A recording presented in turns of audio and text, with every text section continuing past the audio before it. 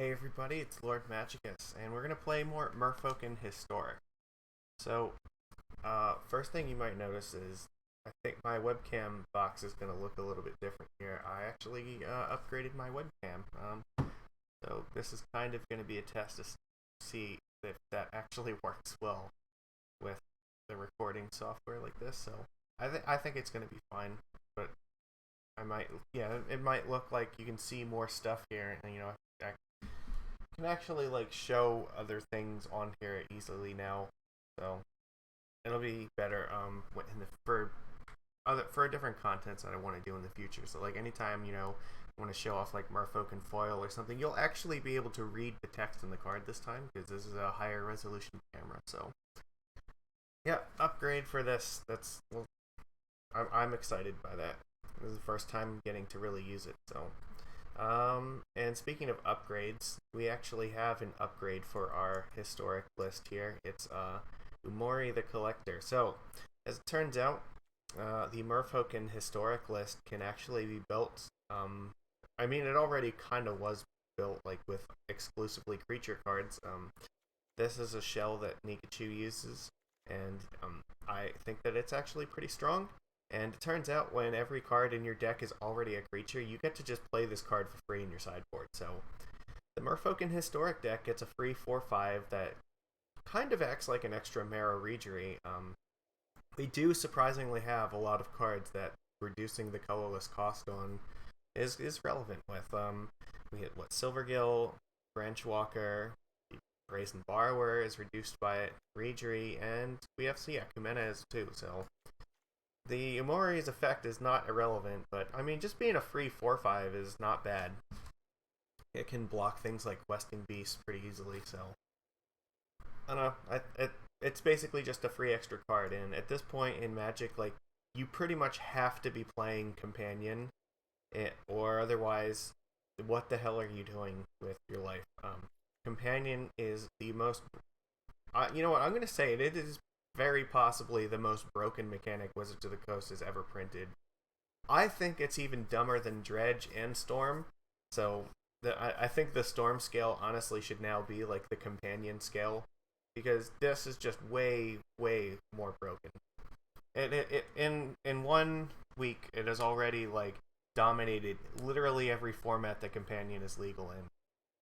It was absolutely just bonkers good. Starting with an extra card, even if it's just, a 4-mana 4/5, like, having that in your hand that can't be interacted with, it's fantastic. Like, you can never any deck that's not playing Companion is just gonna have a huge disadvantage. It's something like, a mulligan affects your chance to win about maybe like 10%. So, your opponent effectively being down a card is putting you at like more or less an extra 10% chance to win over them, because you just have extra resources to grind out a game. So if you can play a Companion in your deck, you very probably should. And it kind of disgusts me as a person who likes to play not like fair interactive Magic, but this is just what Magic is now, so we have to do this. So our deck can already support this, like with basically no loss to it, so we should be playing this card. Now the only card that we were playing before is Wizard's Retort, but you know what? It turns out we already have a creature that can fill that role. Frilled Mystic is perfectly fine to replace Wizard's Retort in this deck, so we have our counter effects. And honestly, we're not casting Wizard's Retort before like turn 3 or 4 at the earliest anyway. So I think that Frilled Mystic and 4-mana is probably fine. We really just want to counter stuff like Sweepers with this, or Planeswalkers, and I think about turn 4 is when we really want to do that. What else? And the other cool thing is that we have access to adventure cards, which the adventures get around this restriction, because everything has to share its card type. So we're picking creatures for ours, but it turns out that Petty Theft doesn't count like against this, as the Brazen Borrower itself is a creature, so we can still have access to spells if we want them. They just have to be stapled to a creature. So we still have our bounce effects and Brazen Borrower, and there's also other stuff that we could play here too. Let me see, like this Hypnotic Sprite here. This is a spell that we could play in this deck. and it would not count against Umori. Um, and there's a possibility that at some point we might want to jam a few copies of this. Maybe, this is a little bit more like if this is for stuff like Teferi that you'd probably want to counter with it. It doesn't hit quite as much stuff at 3 or less. Like a lot of the important things we want to counter are 4 mana, like Shatter the Sky, or what is that? The 4 mana like Red Breath spell. Most of the things we want to counter are probably going to be 4+ mana, but they're if it turns out that there's a bunch of like spot removal or annoying like 3 mana permanents like Teferi that we need to counter, like Sprite is definitely an option. We can play it in here. Now I think there's a couple other cards that you could play. I don't know. Maybe there's a reality in which something like Fae of Wishes is relevant. I mean, basically anything with adventure in these colors, like it's a reasonable option. Like definitely more copies of this is always reasonable too. But it turns out like it's not very hard to get around this restriction of sharing a card type, and a lot of the stuff that we'd want to play anyway, like even something like Icon of Ancestry, like okay, so why are you playing it? You want card advantage? Well, you know what? Kumena does kind of the same thing as that. It gives you that same level of card advantage over the course of the game. So yeah, it's pretty trivially easy for us to just replace them. Replace all the non-creature things with creature versions of those spells. So why not? Let's do it and let's get our extra card. Otherwise, the only other difference is I don't think last time we didn't play Merfolk Branchwalker. So Branchwalker is it's kind of like extra Silvergill Adepts, except it very often is just going to be a 3/2, and it'll be a 3/2 with Scry. Sometimes it'll be a 2/1 where we draw a land. Sometimes it's a 3/2 where we get the Scry. I think either mode is fine. Being a 3/2 though is really helpful against some of the Gruul decks where they put in like 3/3s that we want to be able to block, and being able to block a 3/3 with a 3/2 is a perfectly fine trade for us. It lets us stabilize until we can get more stuff on the board. And because we're playing more green in our deck, we have like the Mystics, the Kumena, the Mistbinder, the Speakers, but now also Branchwalker and the Umori. I am going to play 4 basic forests and 7 basic islands. I think that just slightly more green sources to support this. So, and we only actually have like this is the only like 2-drop that requires double blue. So it's not as important to have like double blue right away. Like you can notice like a lot of the stuff we play, like this one here. We only need single blue for most of them. Like it's only like past turns 4 or 5 really that it matters for having double blue. So yeah, definitely balancing a little bit more towards green is I think going to be beneficial. So yeah, that's all I have to say about this. Just play Umori because why not? You get to play it for free. You may as well take advantage. So that's what we're gonna do. And I should also mention that Historic, the ranked queue, no longer exists because Wizards of the Coast does not like Historic. Like I hate to say this, but I think everybody understands that the whole point of Historic is not to actually be like a real format. It's something that they want to promote as a way to use cards from Standard so that it doesn't feel like they're completely gone from Arena. But it's hard to take them on faith when they say like they believe in Historic as a real format and then they take away the ranked queue for it. So their one and only real goal for this is to push Standard format. So the Historic for like probably what is it like half like whenever a new set comes out for like half of that set's release, they will not have Historic queues. So effectively, there's only going to be Historic ranked like half of the time. And that kind of pisses me off a little bit, but I don't know, what are you going to do?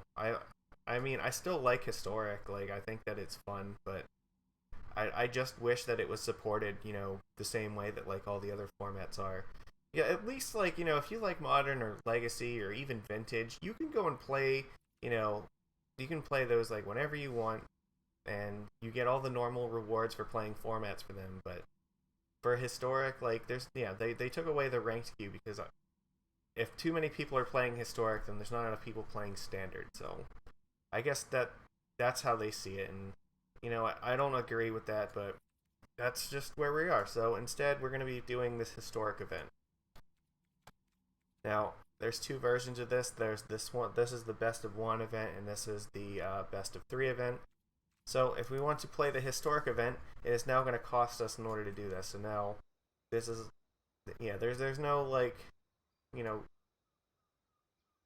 what would be the best way to like explain it?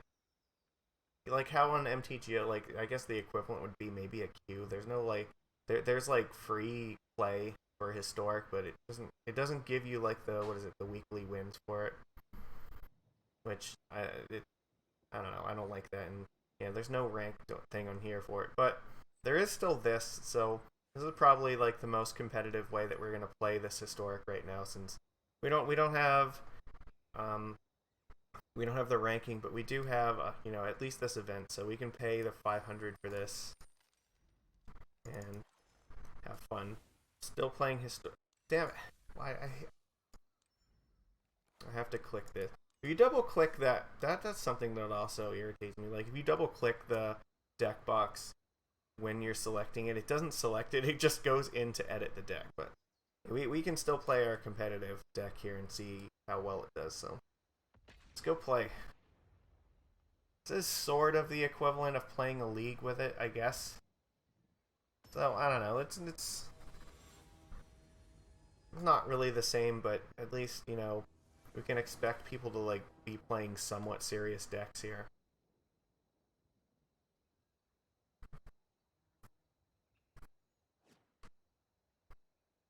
There we go. Arena was lagging a little bit. Um, we're in the play. You know what?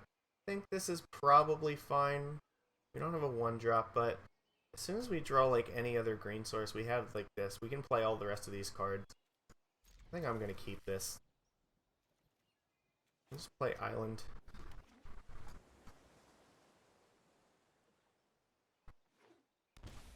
Ooh, Watery Grave, huh? Okay.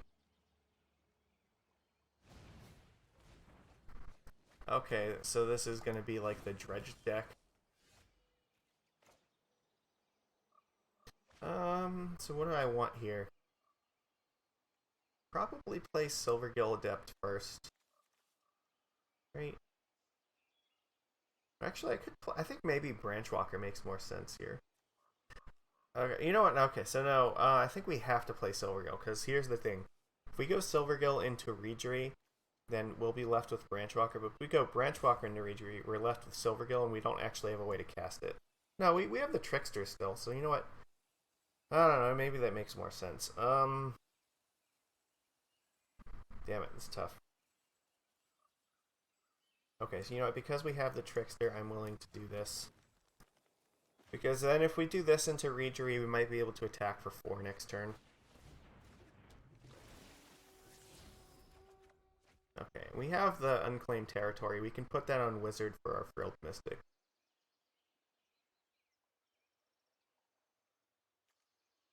Okay, so they have Cauldron Familiar. They have what? The cat. They don't have a companion revealed, right? Oh, they do have Uros. Okay, so this is what, some kind of Sultai Uro deck. The dead weight is fine because now that means it's not going to hit our. Play this on Wizard.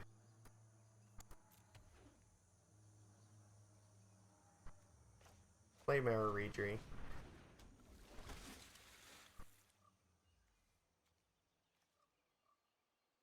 We can play Silvergill next turn and still hold up Trickster.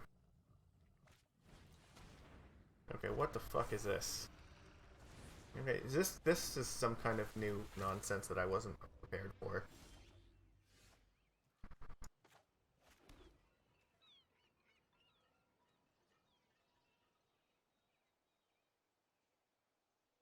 That is scary as hell. So I think we're gonna tap that down in their turn.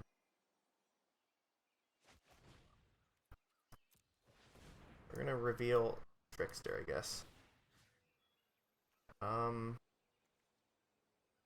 guess it doesn't really matter. We can't attack into the Secret Keeper, so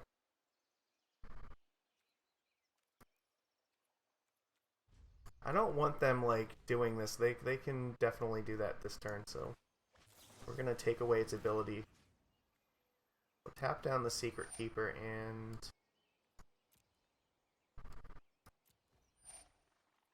okay. Yeah, okay, so this is definitely some new deck that I'm not familiar with, but it looks like it's very graveyard dependent, so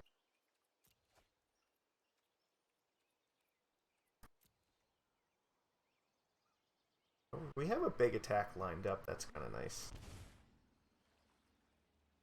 We can play the Kamena Speaker and then get in for a bunch. They could also just play Uro.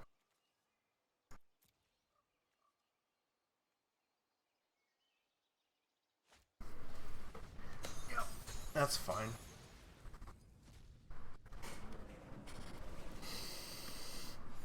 So we probably need to Trickster that thing.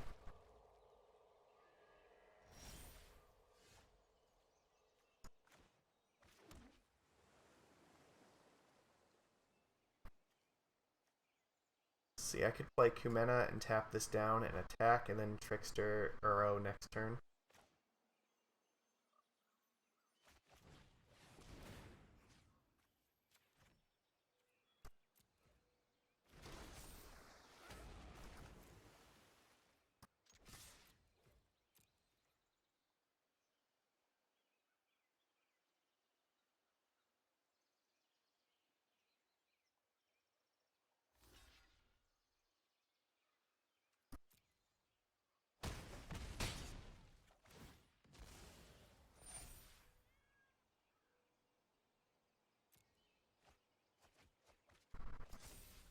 Oh, Mecha Godzilla, okay.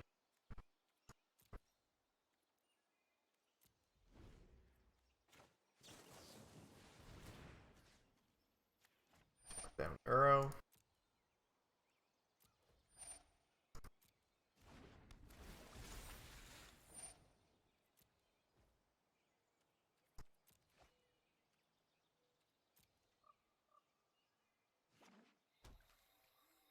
You can play the Kamena Speaker to tap down the Secret Keeper.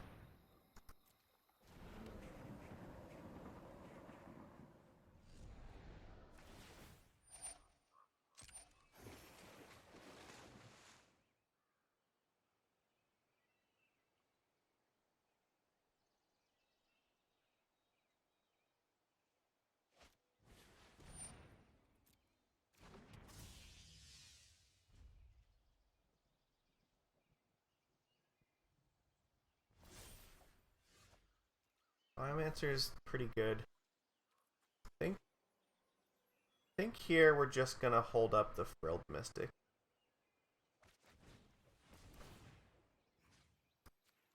Tap that down.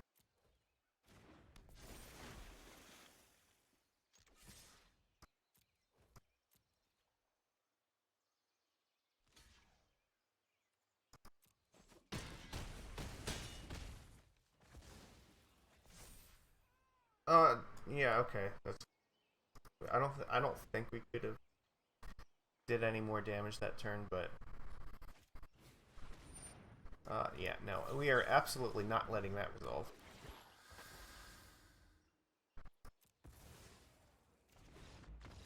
Okay, there we go. We got there. So that was some kind of like Sultai mill deck. I don't know. Fiend Artisan seemed like that was a really good card, but we didn't let them like get value out of it. So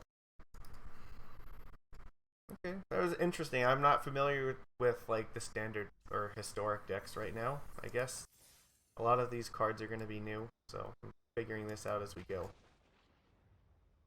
So one win down. Neat. See how far we can go with this. It's interesting. They decided that Luris was not necessary as a companion, but they were definitely willing to play it in their main deck, which I think is very strong. Luris, like, even not being a companion is just a very super powerful card. And it has a lot of potential with a lot of combo stuff, like, especially Underworld Breach. I think that's very good with that, too. You can just amass enough mana, you can just go off. Opponent's going first. And not particularly strong. We can put 3 things into play by turn 2, so I guess we're gonna keep it and just pray that, like, World Mystic will be fine. Alright, well, maybe we're gonna get there. So we lead on unclaimed territory, and then we can, yeah, we play Kamena Speed. Now we have to play Biomancer first, right? Even if we do this, like, this is only gonna be a 1/1, so.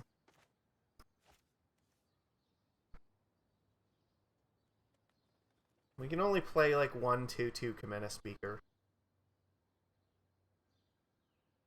Thing's not gonna be able. You know what? Maybe we have to.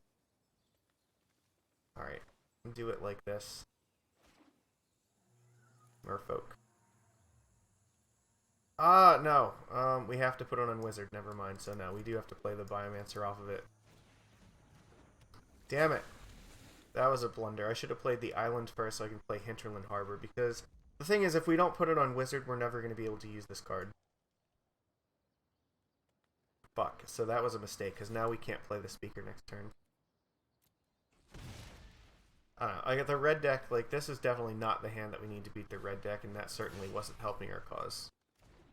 Right? I almost forgot about this, and then it ended up costing us.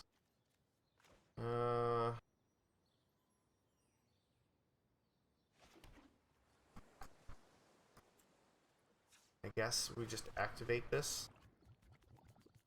See if they want to bolt it or something. If they waste a bolt on this, I'm fine with that. That's fine. That means it's not going to our face.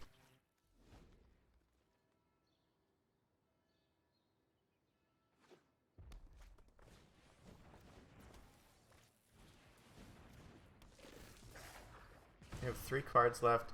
The Amori, if we can get that in play, that will definitely be helpful too.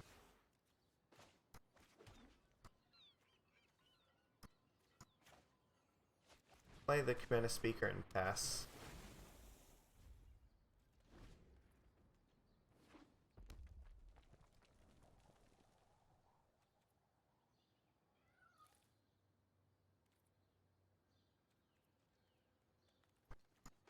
I don't really want the I don't want them being able to attack this turn. Let's tap down this. Tap down the Pyromancer.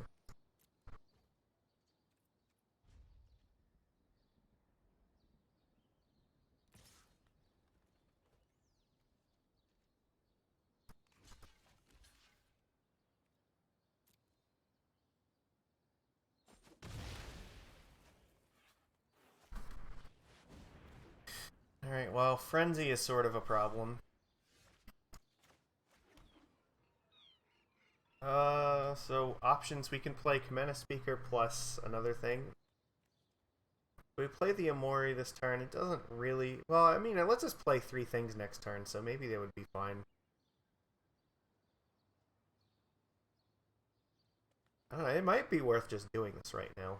They can only play 1 spell a turn, so if they top deck a land, that's probably okay. I guess what? They have to top deck like 2 lands.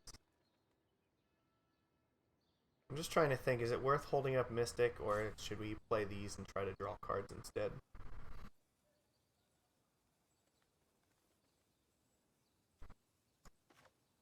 You know what, let's stem the bleeding. We can use this to draw a card.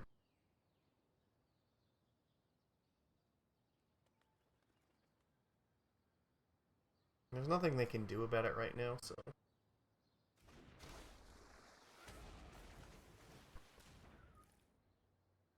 Could attack for 2. I think attacking for 2 is not really necessary here. I'd rather draw a card. So play a land, do you have another land on top? Um,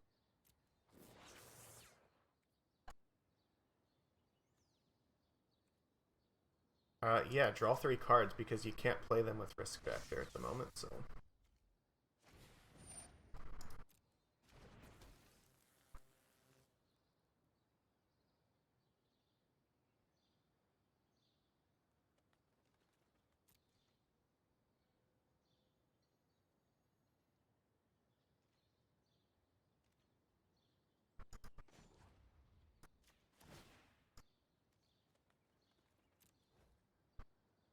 This is going to get quickly out of hand, though.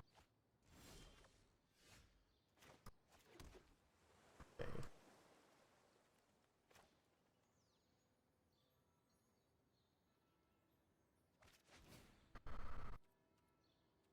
Actually, I can play Amori and then play Silvergill, so I think I'm going to do that.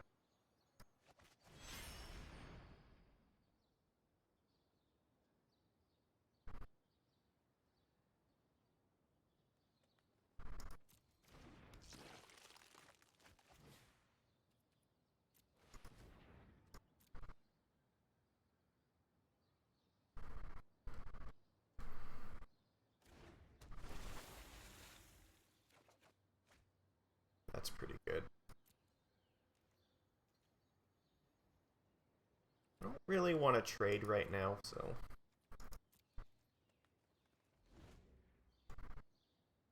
I want to wait till I get this Mistbinder in play. To me, okay. Means probably light up the stage.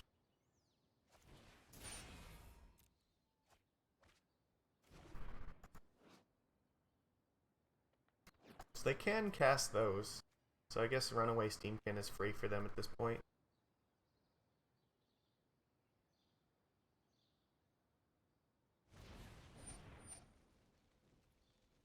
Okay.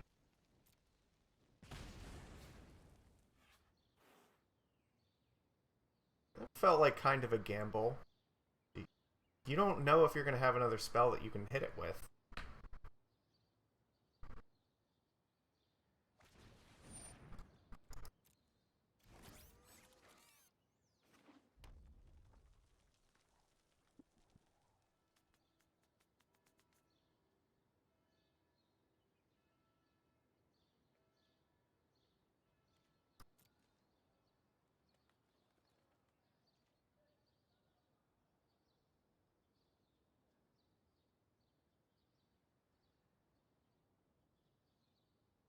So maybe Wizard's Lightning on top.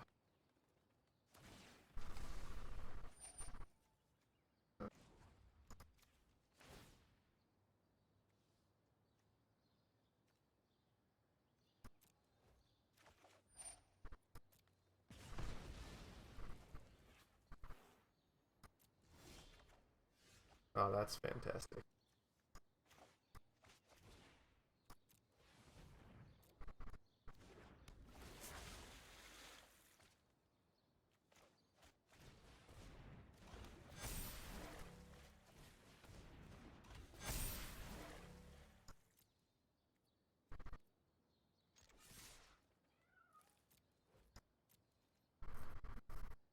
Now we're like really gonna put the hurt on, so...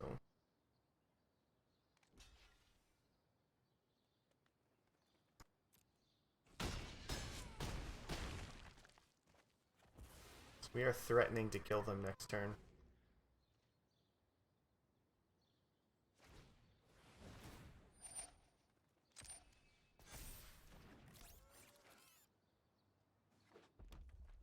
So what do you got on top? Is it worth anything? I don't think it's gonna matter. I think you're dead.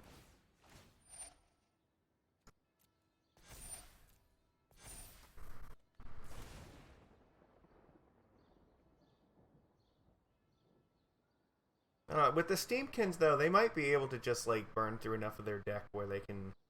It depends. If they hit another land, they're, like, stone cold dead, right? Or not, maybe not. We still have, like, some stuff they can cast from this sideboard. So they have mana. It's just a matter of They need to, like, if they hit another land on top, then they're done. They're done. So the mana's not the problem. Okay. I guess so that they're gonna unload their hand here. All right. Can you unload enough though? That's the question. Like, what do you got? Well, you're definitely attacking for like super lethal. You only have one mountain left right now.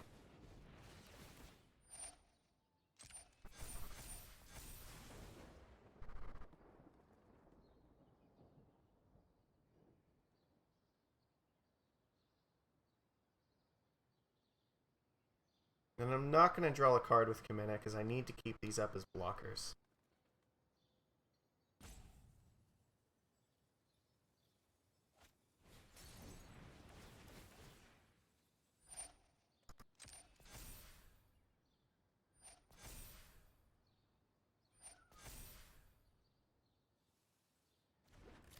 You have one red left.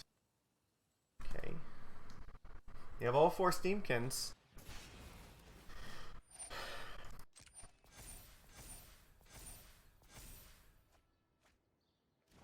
Okay, well, those are both duds, but it did give you some more mana to work with. The question is, can you cast enough spells? You can only attack with one Steamkin? Maybe I should draw a card here.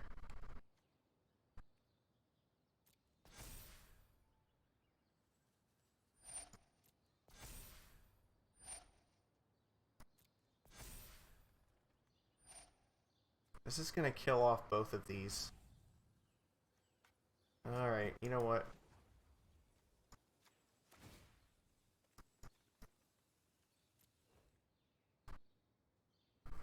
So maybe we can draw like another Trickster. Oh, that's actually pretty good too. That's fine.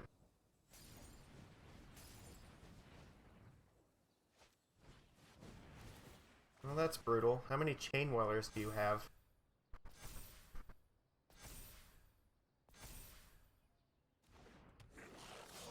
They drew another Chain Whirler, like, then we're in trouble.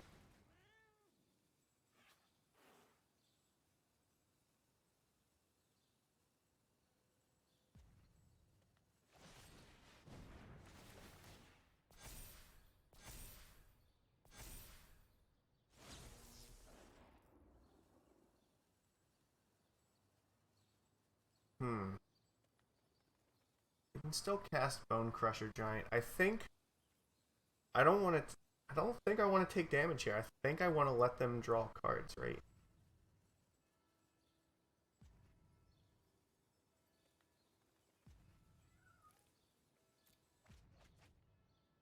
Yeah, if I take 4 damage, I'm way too vulnerable to them just killing me. They could have it. Like, they found 4 Steamkins, so this is possibly enough. Alright.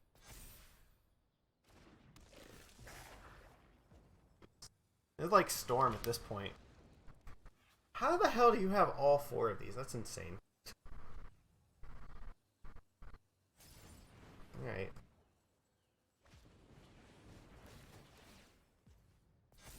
Like, yeah, I think our chance... Like, I don't think we can win this now.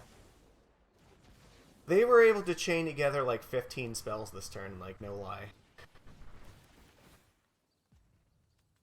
Alright. Well, there's no point in conceding, but I think that for all purposes, this game is effectively over. I don't think that we can come back from this.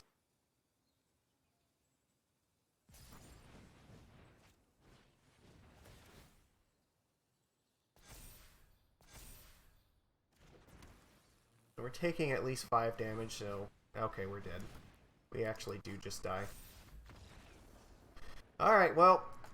That was insane. Like, there is a very high chance that they weren't going to be able to, like, do anything, but, like, their experimental frenzy turn was just fantastically good, so... I don't know. I think we did a reasonable job there, but... This is too much. So, that was one loss out of our 3 that were allowed. come on, deck. Like, we were close. We really were, but... I don't know, I'm trying to think if there's anything we could have done differently. Maybe... No, I don't know. I don't think that there was another way that we had that was going to be better than what we did, so...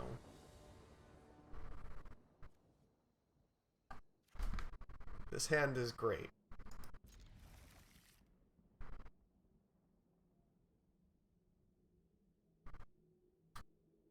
Alright, what is the opponent doing? I think they mulliganed one. They're mulliganing to 5. Ooh, neat, okay. Alright, so... I might have like a shock or something in hand. I can play Benthic Biomancer and then try to bait it out.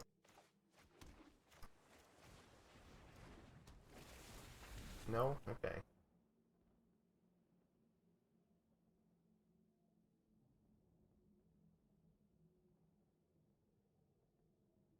I'd rather keep the Kamena speaker if I can. Ooh, okay, that's significant.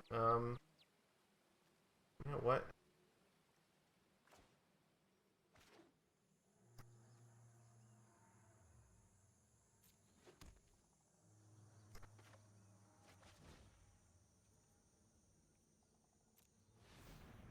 So I'll reveal the Kamena speaker.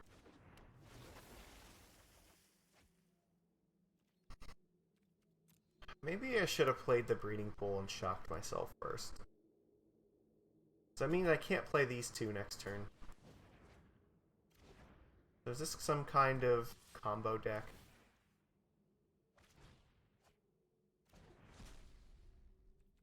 Maybe like Arc-like Phoenix. I can definitely bounce this though.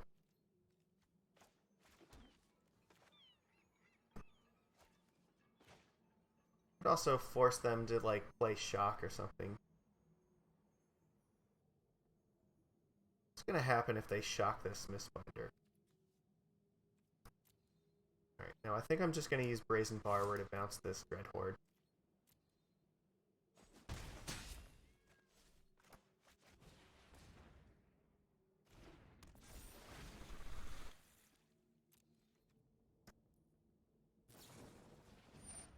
Yeah, that's kind of what I thought.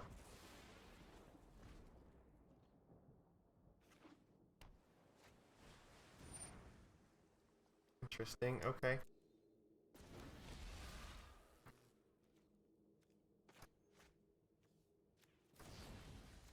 I don't want them shocking my guys.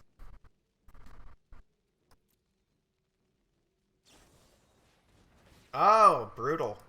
Okay, they dive down. So this is like some kind of Delver deck, I guess. They're just playing like these things instead. Alright, so you can bolt my Silvergill Adept. Why did they kill this? I don't understand that.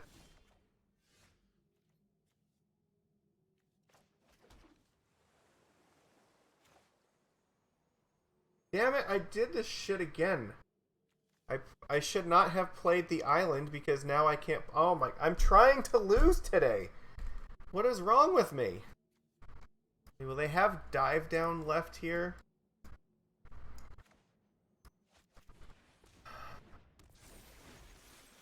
I only have 2 cards left. I don't know. Maybe we can race it.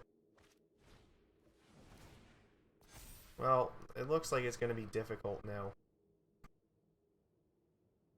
I'm super frustrated by like my inability to like play lands correctly in this deck, which it matters a lot because this Unclaimed Territory is one of the hardest cards in this deck to play right. And sequencing, like, we have fucked up at least like, okay, there's no we. I have fucked up multiple times in a row here. I guess I'm just blocking this and saving myself a life.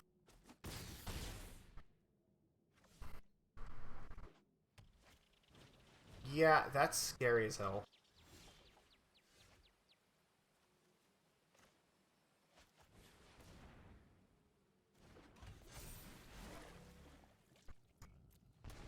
The thing is, I'm gonna have to block this Kiln Fiend.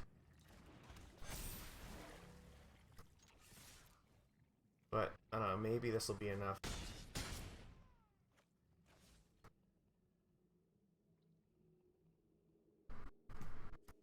Still only have dive down.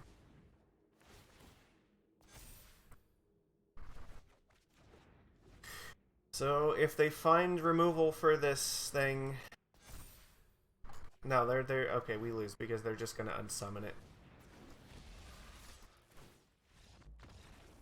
Yeah, never mind. All right, well, that's frustrating because I don't think that you definitely did not need to lose that. There is no reason for that. I've just fucked up too many times in a row because I'm just not paying attention to the cards in my hand. So yeah, I don't know. That one is tilting, to say the least. I don't know what my problem is, but I'm not on it today. Okay, this looks great. We're gonna keep this. Now let's think about how are we gonna do this. We're gonna go Island, Hinterland Harbor, and then Unclaimed Territory.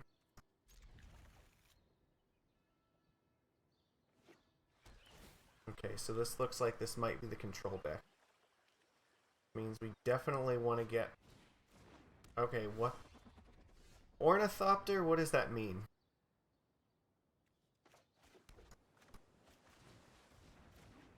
So maybe this is actually a combo deck of some kind where they need 0 mana artifacts for something. I don't know.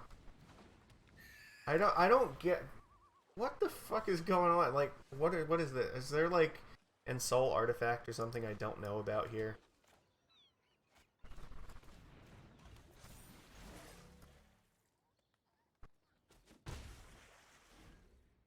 Okay, well, next turn we can play Unclaimed Territory and Wizard, play Biomancer, and play Mistbinder.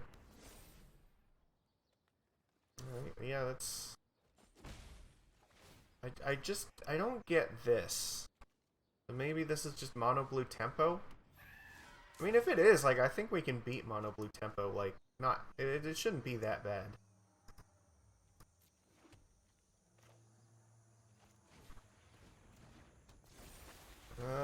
Yeah, we can still do this. This puts out a ton of pressure.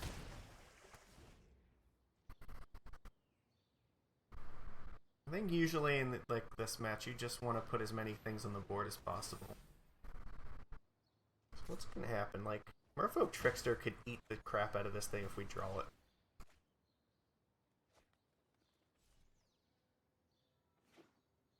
Looks like they're not really drawing anything super relevant here. Okay, let's attack.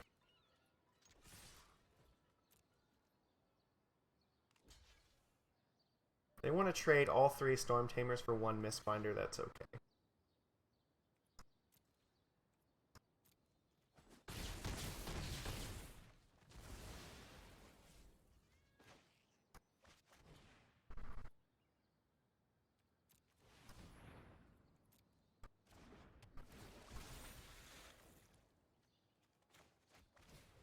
I think they're dead, though.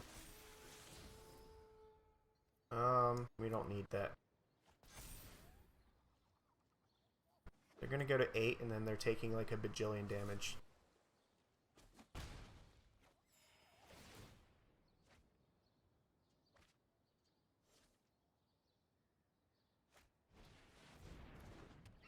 I don't think that does it, right?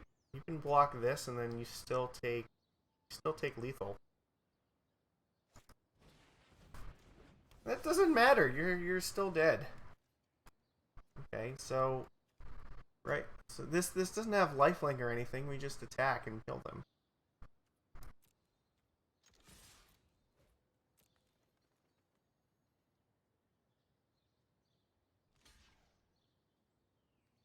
Okay, it doesn't have first strike, so all right. So I guess it was just some kind of blue-white tempo deck, but the Ornithopter just seems really strange to me. I don't think that card belongs in that deck, to be honest. Maybe there's some kind of artifact synergy, because they also had the bird, so that could be.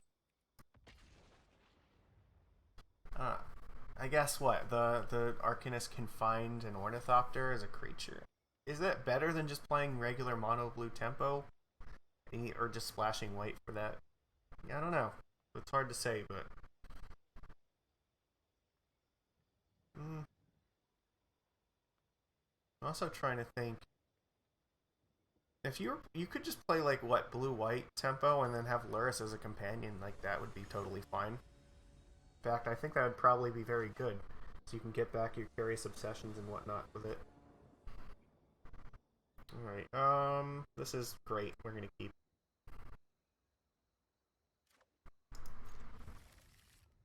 Okay, so they are some kind of weird tribal. Or no, that actually could just be like a control deck that plays this card as a free roll.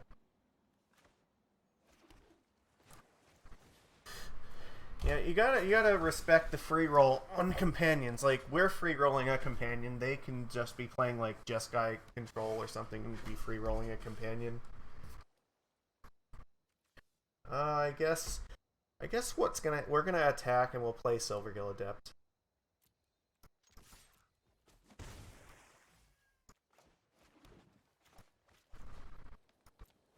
I will reveal the speaker. There's no. I don't want to show them the lords. If they play Teferi now, like we can just attack and kill it. That's good. This might be a counterspell. So what do we do here? We could play the Mistbinder, but we could also just attack, and then maybe adapt to Biomancer.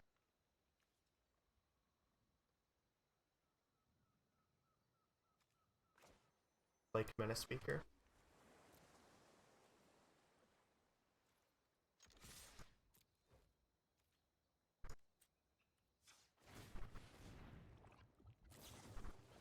Okay, seal away. That's fine. We take 2. We can play our speaker still. So this does look like blue-white control just free-rolling a creature spell. But this Frilled Mystic will then be really good when we can play it.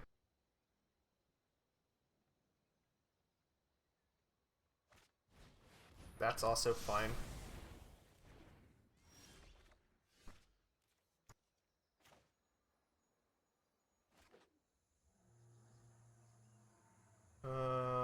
Wizard.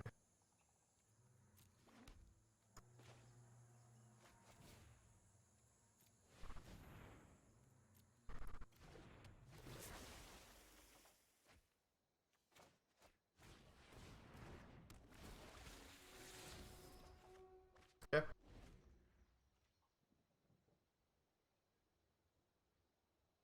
And then we can hold up the Frilled Mystic if we want.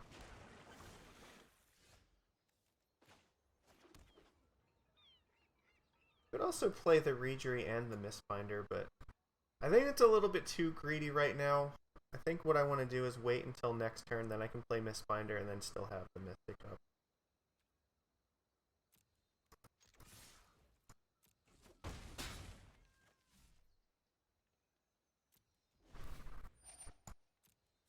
We only have 1 card in the graveyard, so we're not under pressure from Escanta right now.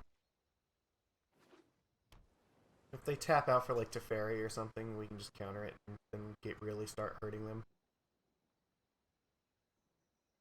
This might be a good turn for them to play the companion. Yeah, that's something we want to counter.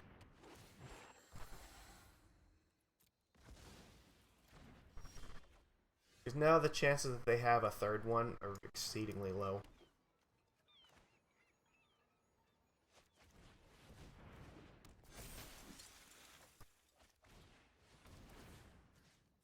I guess untap Hinterland Harbor.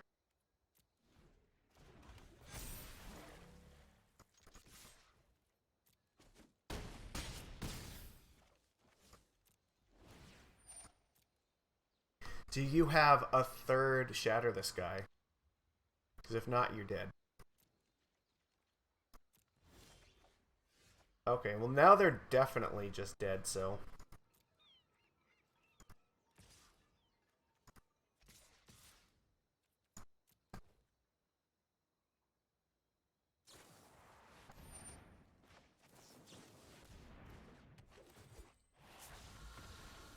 Cool. And I mean, we only attacked with a couple creatures because I wanted to. I could play around like, you know, 2 sealaways by doing that, but even if like Settle the Wreckage had resolved, we still have 2 creatures left, and we have the ability to like play other stuff too to follow it up. So it wasn't really that big a deal. All right, so let's see, where are we at here? 400. So we need to win at least 1 more to get our entry back.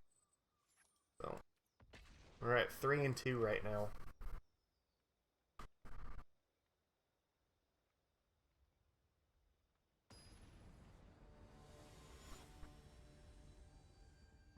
One of the 2 is definitely a stupid loss.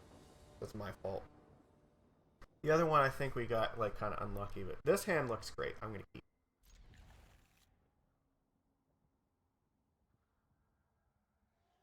A mulligan, that's great. Blow up the statue, yay! Come on, get off of there. Get down there. Right. So yeah, they went to 6. They don't have a companion. Like, a lot of people just don't seem to be playing companions in this format. I don't know why.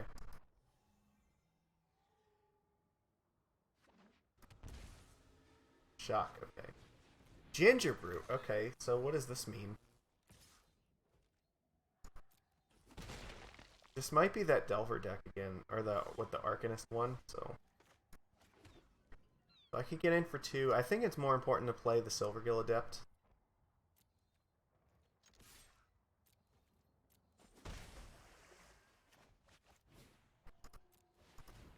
I wanna get cards on the table.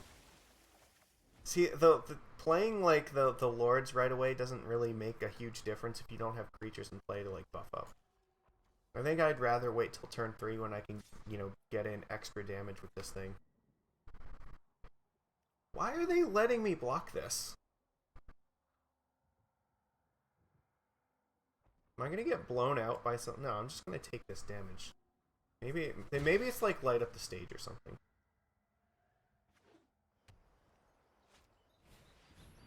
Okay, so this could be some kind of artifact stompy. It's fine.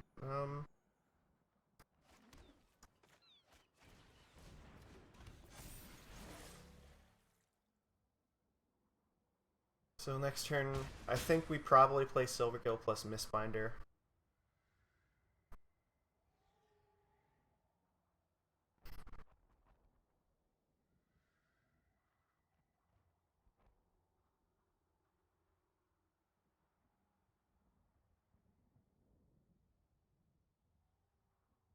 So this could be like artifact stompy. Steel Overseer has pretty good synergy with these guys. And what else do you put in this deck? These are all different creature types, so I'm trying to think. Like something like Metallic Mimic wouldn't do anything. That seems fine.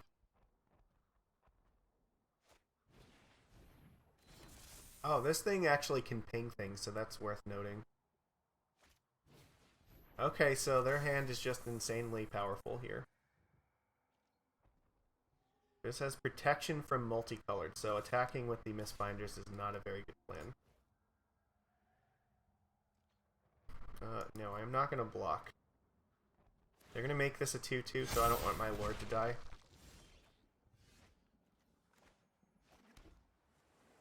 So I guess...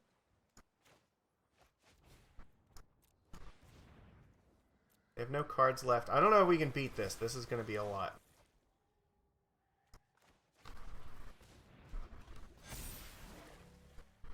I mean, I'm fine with either of these trading with that.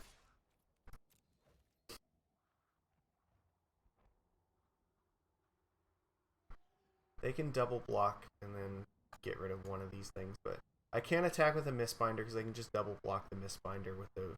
so... I'm happy to get this Chamber Sentry off the board, though.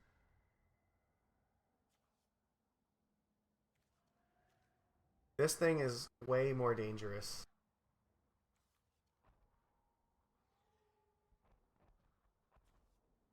Yeah. Remove X count. So, like, I don't want them killing my Lord with it. They're at 6, though. That's pretty dangerous because they have to be careful about how they attack now. I don't think these stone coils can go in. Like, the Silvergill is still threatened to just attack in, so... I don't know, we might be in a situation where attack with everything is correct.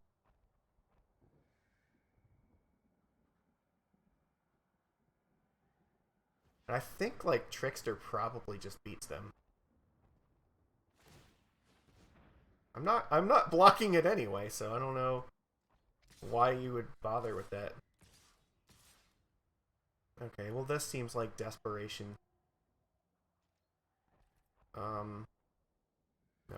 It's not gonna kill me, so why do I care? Yeah, that was losing. That was definitely not the correct thing to do, because I'm just gonna kill you now.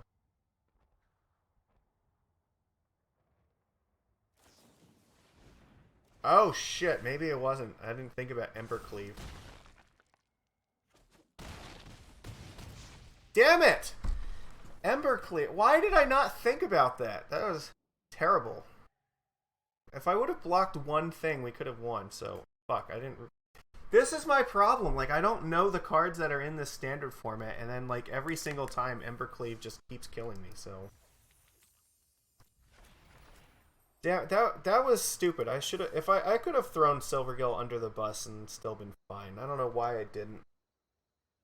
I just gave them a win that I didn't need to give them, so... Alright, let's do this one more time.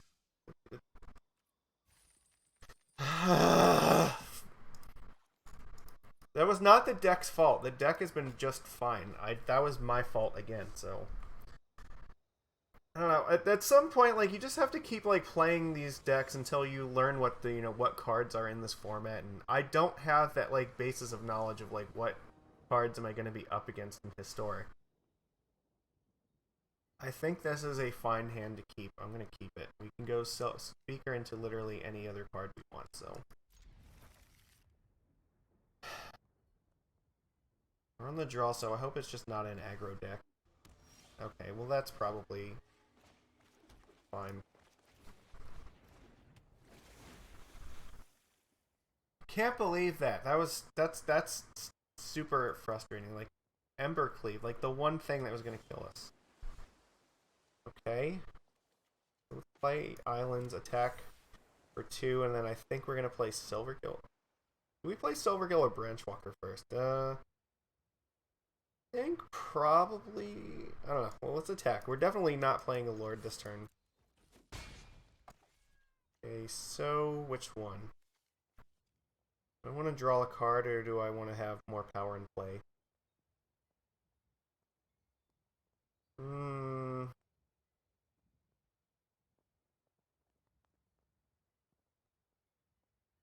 I think I'm going to play this.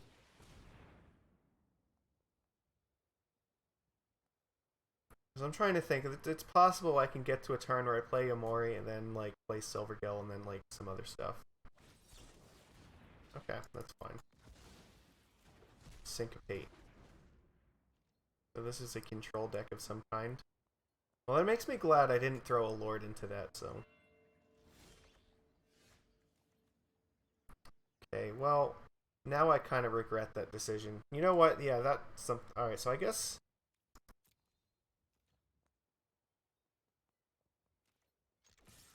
Probably play Kumena this turn.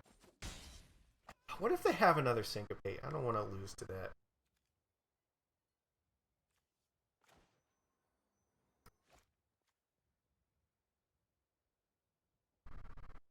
I could walk into another Syncopate here. You know what? I think I'd still rather have them Syncopate this. I'll reveal Benthic Biomancer, because then I might want to play that if I draw an island.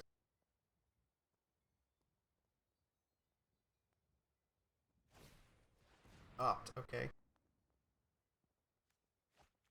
So... There we go. They could potentially have a counter spell. Or, what is it? The sweeper spells. Deafening Clarion. I still don't know what... Or what's the other one? The 4-mana one?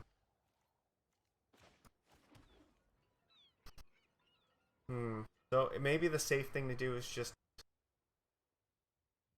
still have a backup plan of Mori. They don't have Settle the Wreckage this turn. Could activate this first. Yeah, let's do that.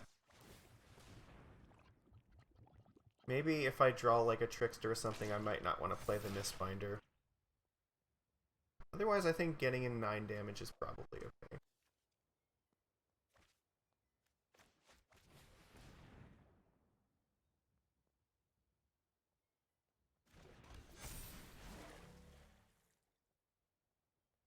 We have some pretty good follow-ups too.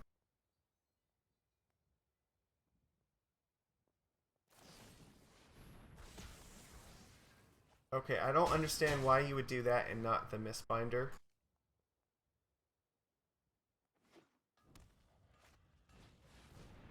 Okay, Crackling Drake is probably not good enough. Okay, well, it's definitely not good enough now. Okay, so we're just gonna kill him.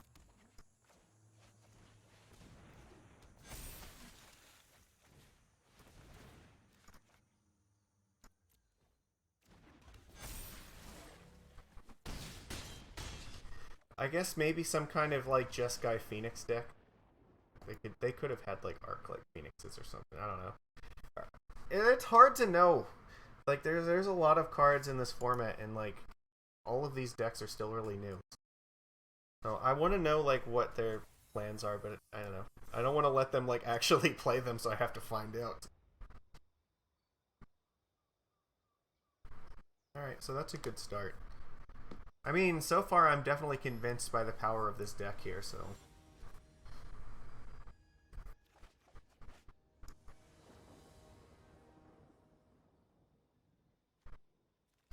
Okay, this is fine.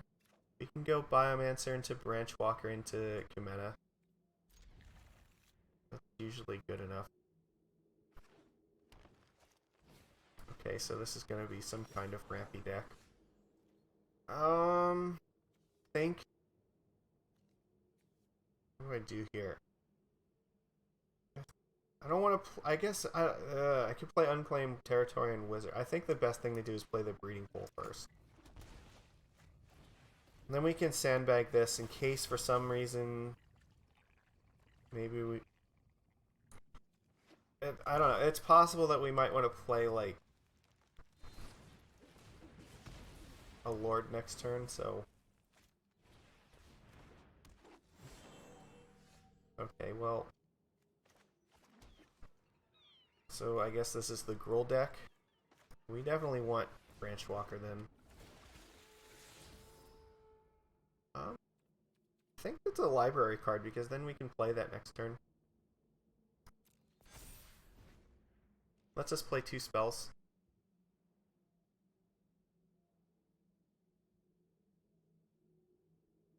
Either Branchwalker or Trickster plus that.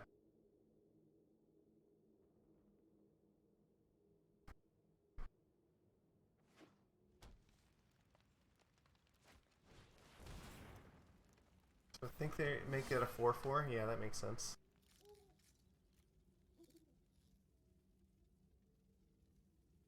Do we know what we're drawing? Oh, my face is like very hot.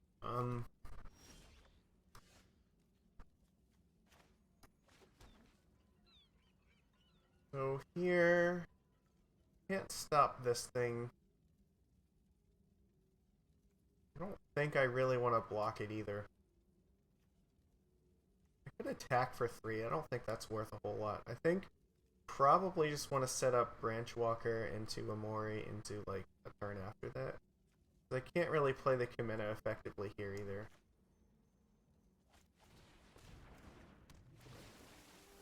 What do we got? Land? Okay.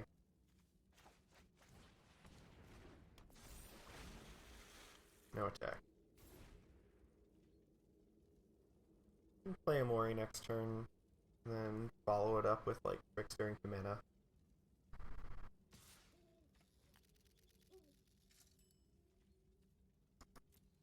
Right, there's a very good chance. I might want to just every fucking time.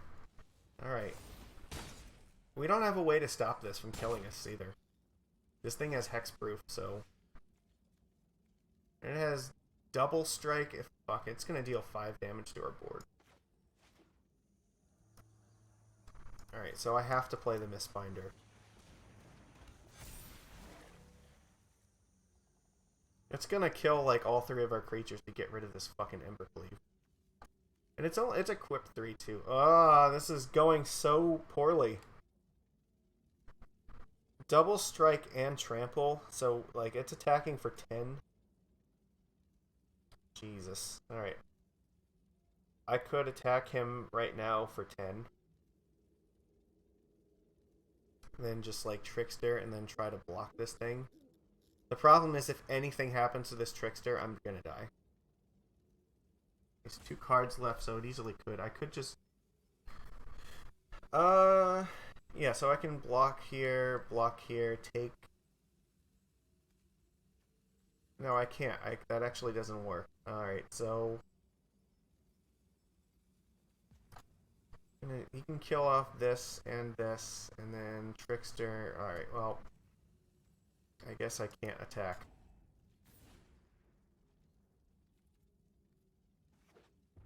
Okay, well...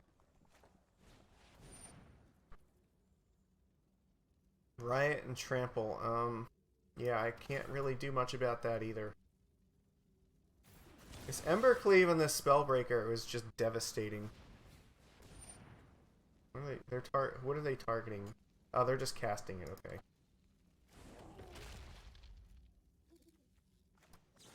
Okay, well, I don't have another plan other than this, so...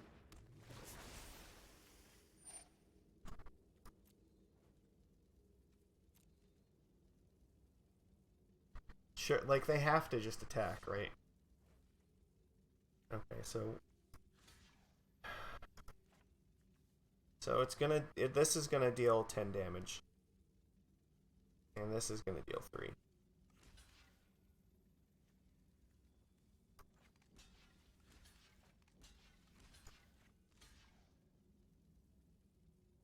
Okay, so if I do that, he can kill off one of these things.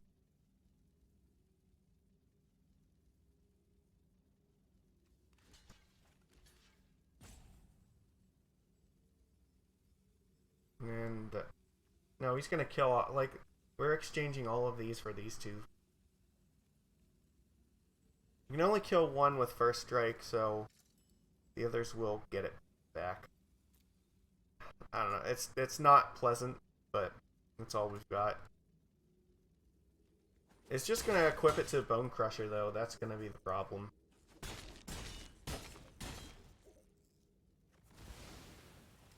We don't have like a way to defeat this. Okay, so I guess we are playing Branchwalker because this is gonna attack for 8.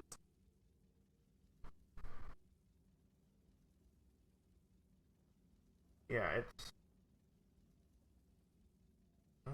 Again, I don't really have good options here.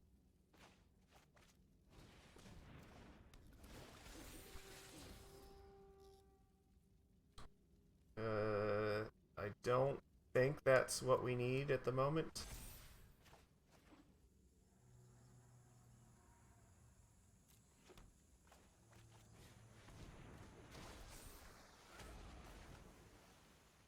I guess what's gonna happen, we're gonna exchange... I guess we just... I don't want to attack with anything here. We have to double block and then draw a card. Oh no, we don't. He hasn't... Okay, so we didn't choose to equip the Embercleave. That's probably just better.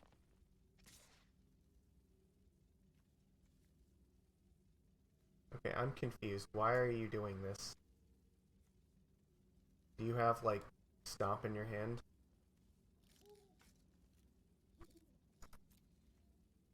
I feel like... Okay, if I block... Damn it. If I block here, I feel like they're just gonna Stomp this thing. Alright. No, they can't. They only have this. Okay, so I guess... Block and then draw a card.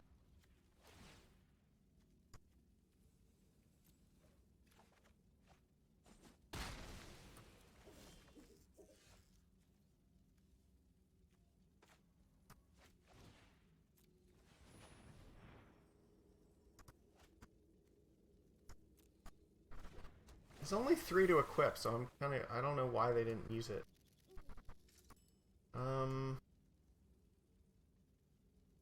how do I do this? Like, do I play the Mistbinder or the Regery? I feel like...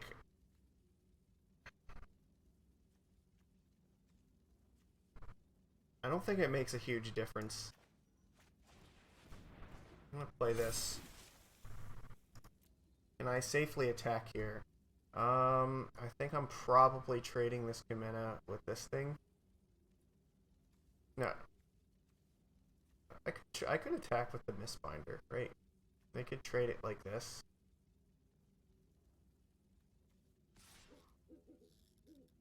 I guess that's an exchange I would be happy to make.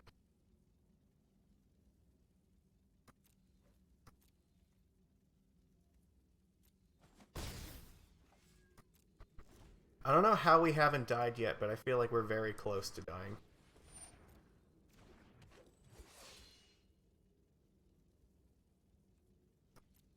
Why are you not equipping the Ember Cleave? I don't get this. Am I missing something?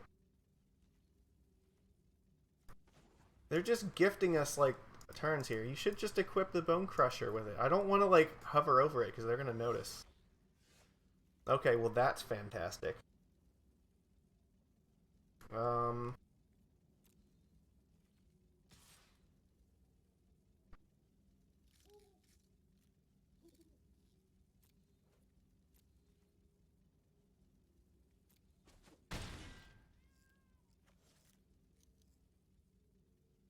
guess I just play Mistbinder and Trickster, right?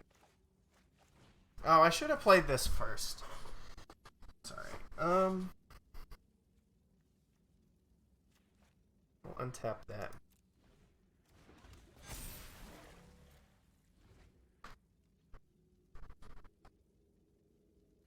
See if they declare attacks again. If not, maybe I can just kill them.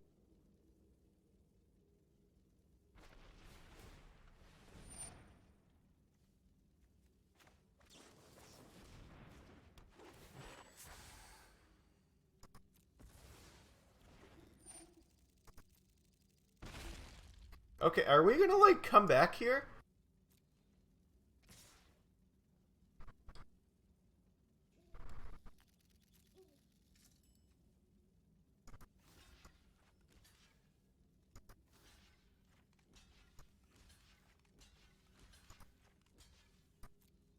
I don't get this. You could just actually equip this for real.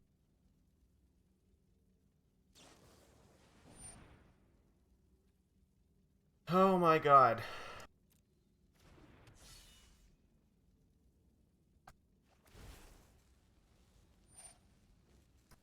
Damn it!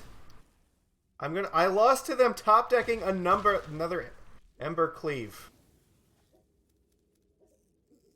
Oh my god. How do we come this far and then, like, that happens? Like, they had all the time in the world to do that, and then they just draw okay. Okay, you guys are gonna probably love that. That's... Why? Why is that my life? And it's the same mistake I made last time. Like, I should have just blocked it.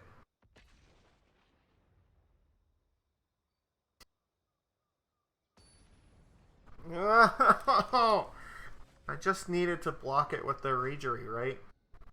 That would have been fine. I just never... Alright, I'm never going to learn this. Alright, this hand looks great.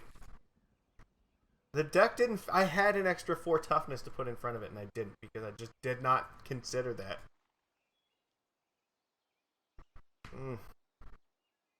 They, like, were trying so hard to give us that game, and then just, like, accidentally just grabbed it right at the end.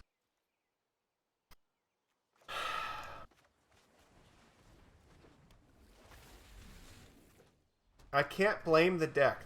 The deck is doing absolutely everything that it's supposed to be doing, so... What am I doing here? Am I playing... I think this is a match where I have, like, 2 Lords to play in a row, so I probably should just do that.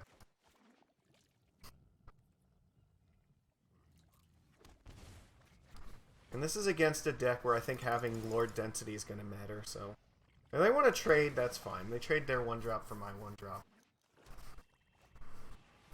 Alright.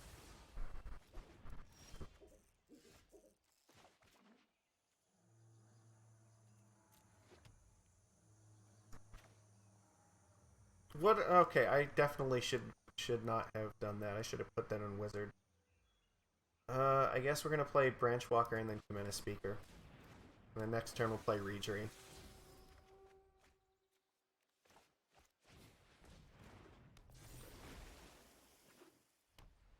Okay. Okay, well I'm definitely killing this thing. I am definitely not killing this thing. So what happens? I can trade one of these creatures for Sorin at this point.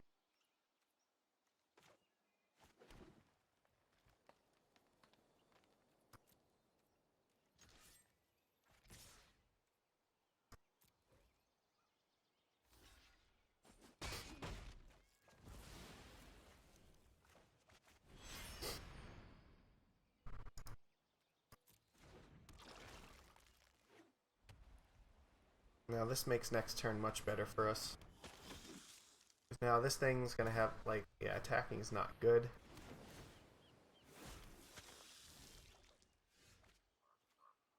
Our turn just looks great.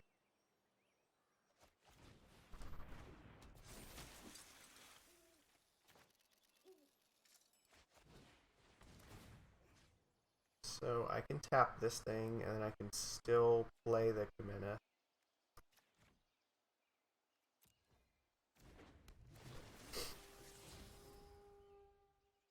I think library's probably fine for that.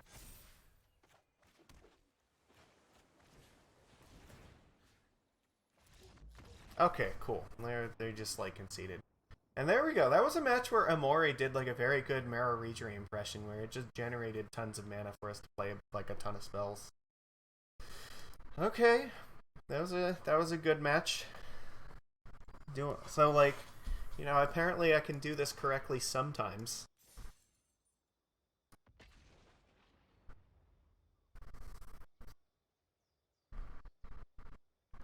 Just not when it counts. Like, those are always the worst matches, when you, like, play for, like, you know, good 10-20 minutes straight, and then you're right at the end of the game, you're like, okay, as long as I don't fuck up, then I can win, and then you just fuck up, and then you don't win. This hand is a keep. We go Kamina Speaker, and then we have 2/2-drops. I think probably I'm going to play Branch Walker to get that third land, because if I draw the third land, if I draw a land on turn 1, I'm probably going to play the Mistbinder. If I don't draw it, I'll play the Branch Walker. Because I want to make sure I can curve out. And Branch Walker gives me more looks at finding lands for turn 3. Sphinx of Foresight. Okay, so fine. Where's your companion? Why are you not playing one? Or do you just not realize that you can do this? What is your reason for it? Like, this card has already proven that it's incredibly powerful. You know, for all of my mistakes, like, I still think this, like, the list is, like, shown that it had the potential to win all these games, for sure. And, like, even this card is, like, surprisingly good in this deck. So how are you going to scry 3 when this is the only thing that you know? It's a good question. 1 on top, 2 on bottom. Okay. This is a Rakdos deck? Or... Ooh, okay, so we did draw the land, so... Guess... I probably want to play the Breeding Pool just so I can dodge, like, the... I want this to be a 2/2. Otherwise, stuff like, There are cards like Fungal Infection or, like, the Fanatic that can just deal 1 damage to it and kill it. Or like this. This can't attack into this thing now.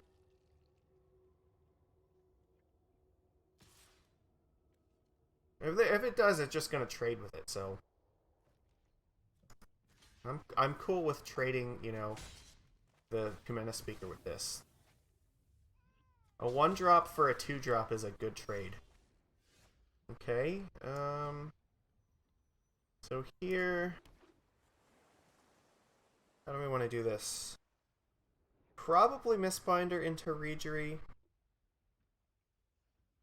And then maybe... Do we need the Branchwalker right now? Probably not. What if they play like another one of these things, though? I probably do want to... I don't want to trade Mistbinder with it, so you know what? Maybe it makes more sense to play Branchwalker first. So I also do want to get to 4 mana, because I have 2 things for 4 mana to play. Alright. That's fine. So we have a bunch of options for next turn now. That's actually pretty good. So here, we can play Biomancer plus Regery. They could have Ritual of Soot, though. So maybe just playing Regery is fine.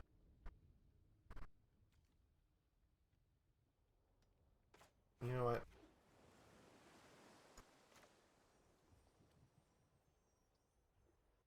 They're down on cards, and they're very far away from casting that one. Alright, I'll play the Regery. It's more mana efficient. And then next turn, we don't even need to play anything if we don't want to. Storm's Wrath. Okay, that's fine. So here, actually, I think I'm going to play Amori.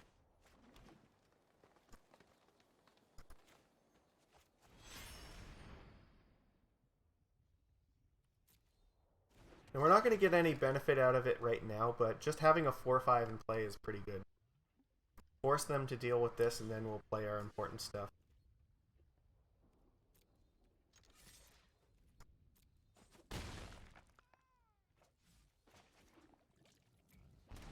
Play Menace Speaker, and we still have Frilled Mystic up.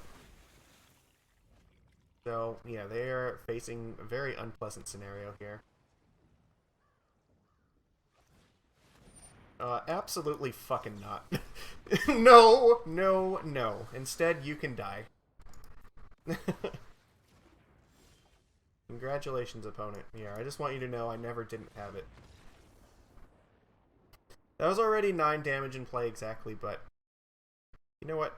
Overkill is free there, so let's just make him know that we never did we not have it. Okay, excellent. So we're at 3 wins already. That's good. We're doing much better this time. 3-1. Well, yeah, I can feel and see like it's getting a little bit warm in here. I have a fan that's like right behind me. I don't know if you can see it. It's like right. It's like behind where that like door is. I put it over there because I didn't want it to like make too much noise while we're playing, but I even set up a noise gate in order to block it out too. I think I want to keep this. It's not amazing. It's definitely not as good as our other hands, but I think it's worth keeping it. Alright, so they have Yorion, so they're an 80 card deck. Okay, so this might be like blue-white control. Oh, Jeskai. Okay, neat. So here we just play the forest and commit a speaker. Yeah, I put the fan over there, and like I said, it's hidden there, so you don't hear it in the background as much. Let me know if you can hear it or not. I'm trying to make it as quiet as possible, but I'm curious to know if my efforts actually succeed at that. So. Play Silvergill Adept. I don't have a lot of fishies left in my hand, so I want to make sure I can play it still. Branchwalker is just generally better to wait to play until after Amori if you have the option. So Scry 2. So there's a little risk to end reward here. So this is really good, but it also means that the important stuff that you want to see is going to be less. You're going to see it less often, so they can bounce something back to my hand. That's fine. Probably bounce the Silvergill. Why that? I'm just gonna. I get to play 2 things next turn anyway, so I don't get that. No, because if I want to play Branchwalker and Command Speaker, I can't do that unless I play.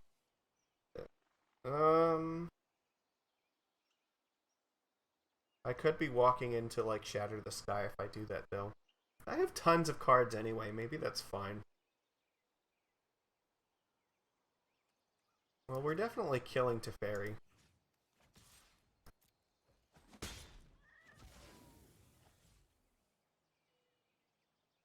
Hmm.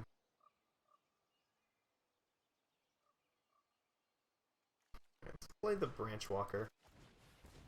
This is expendable. Let's see.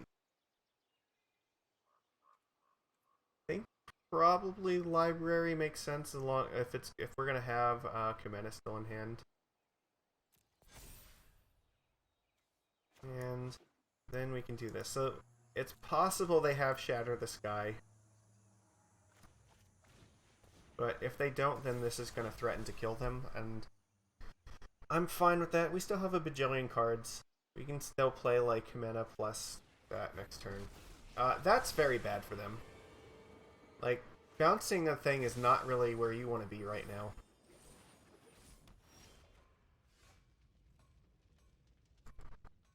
So let me think here. Play the island. I think we could go even more all in here, but it's only for 3 damage. Maybe the correct thing to do is just play Branch Walker and then hold up the Brazen Borrower.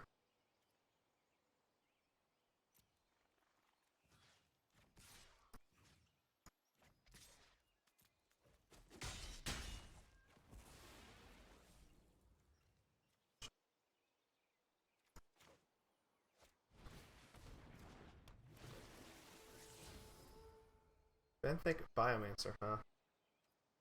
I don't think we want that right now. I'm fine with the board like this.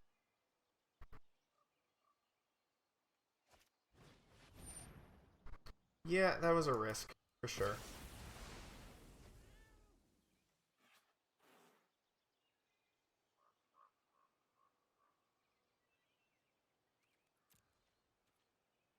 They didn't play another land, though, so that's worth noting. If I put this on Ooze, I can cast Amori this turn. That's probably worth it.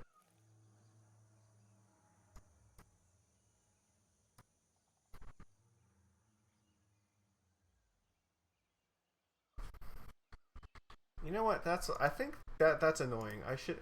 It doesn't show you the creature type for the companion.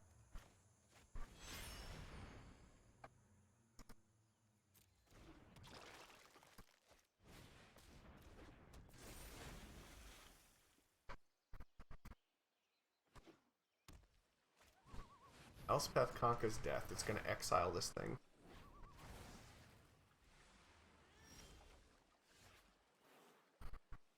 So, how do I take advantage of this?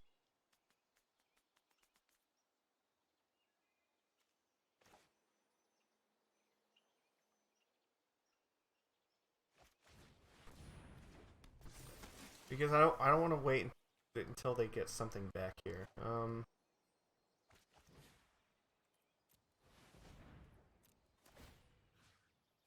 Let's untap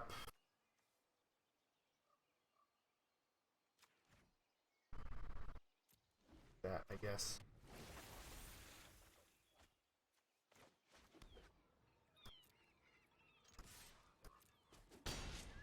Keep the pressure on. I could have bounced that, but I don't want them to exile Regery. If I want to, I can actually.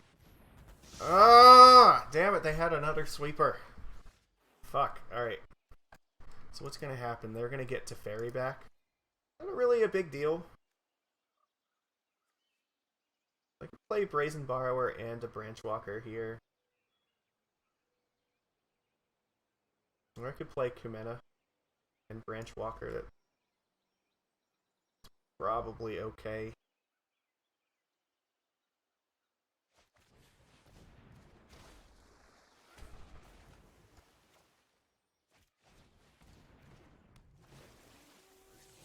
Alright, what do we got? I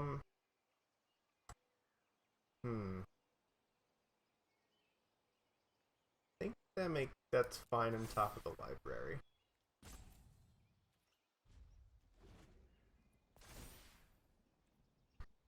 can bounce something with Teferi again, but I think we might just be at the point where we want to attack them. If he plays Urion, I can bounce it to his hand.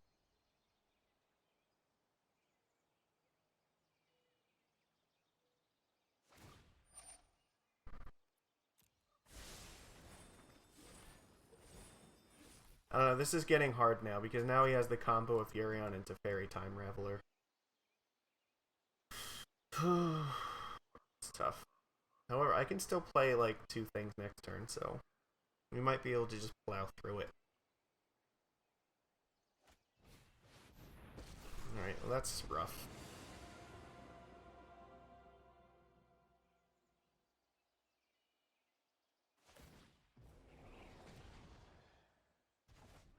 It's getting harder.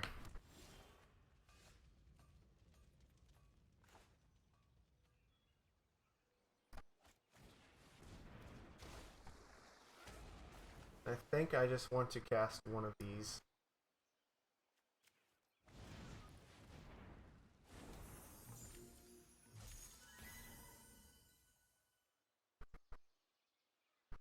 He has like a bajillion cards in hand though, and just threatening to get even more by playing Urion and like blinking the Planeswalkers. Or the Omen of the Sea. Yeah, I don't know. There's a lot of ways this can go bad. Like, that's definitely one of them.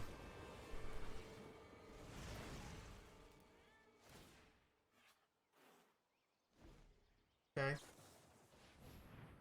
I think we're dead now. Like, I think this is concede territory. There's too many Planeswalkers here. That's definitely not helping our cause. Alright, yeah, No, we're done.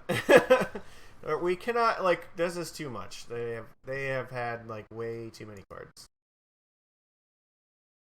So, frustrating. Like, that was, like, I think the first match where I don't think we didn't really have much we could do against it. But they had, like, 2 Teferi Time Ravelers and 2 Sweepers, and then drew Big Teferi and Chandra, so okay. Sometimes you do just have it all. That's fine. We've had those sort of hands, so opponent we're on the draw again. Fuck, I hate being on the draw. I guess this is keepable. And Temple of Abandon means this is probably Gruul aggro. Alright, well, that sort of helps.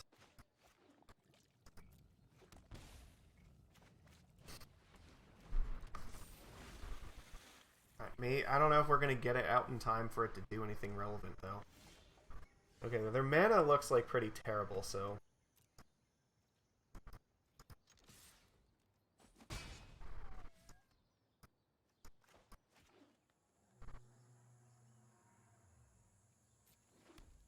Alright, let's just start jamming Branch Walkers. Definitely Library. That's 100% what I want to play next turn.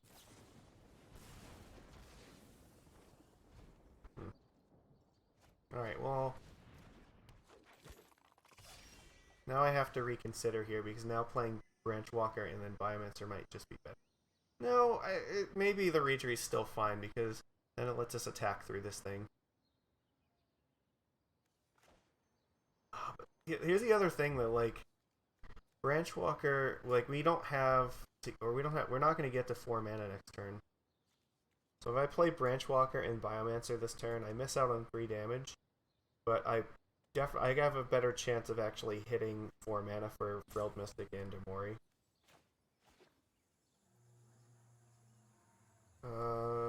Wizard.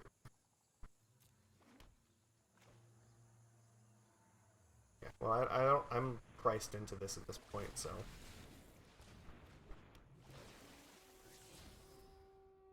Definitely Graveyard, because we want to draw a land, so no attacks.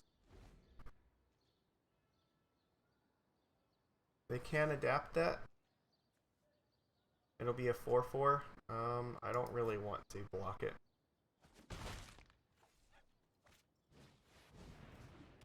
Yeah, that kills the Biomancer. It's not bad.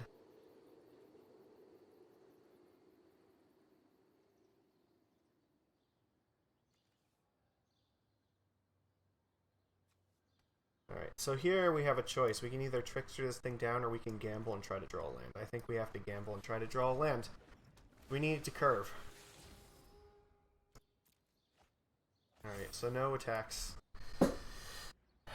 I really, really wanted to draw a land so I could trickster this down and then have a big attack with Rejury next turn. So it looks like our opponent is about to have a pretty good turn, though. Yeah, we're getting choked on mana. Their lands all like came into play tap, so their start was pretty slow, but now like, yeah, now we're getting punished for this too. No. Like if they have Ember Cleave, like that's gonna be terrible. Fuck, and we're in the same scenario again. They're gonna attack us for lethal next turn if we don't do anything here.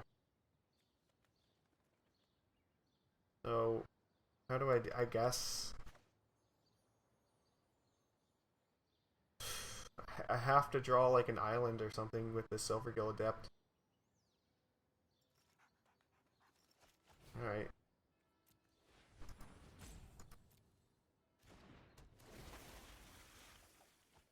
Okay, that's actually pretty good. So, I can attack and trade with this Burning Tree. That's okay.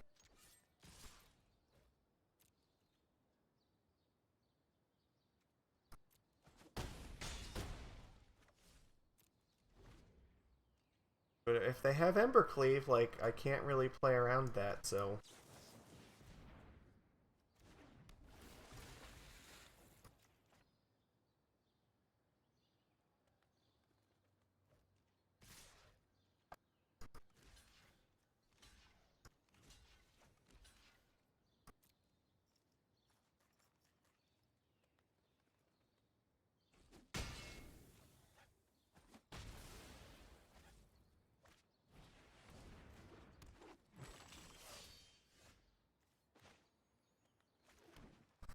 So here's an interesting thought.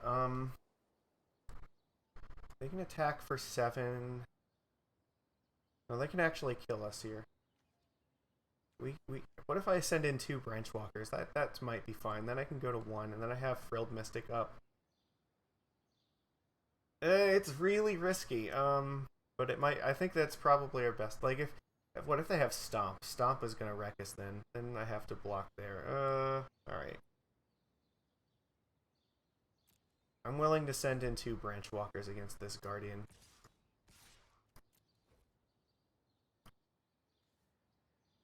No, I have to block both of them, though. Alright.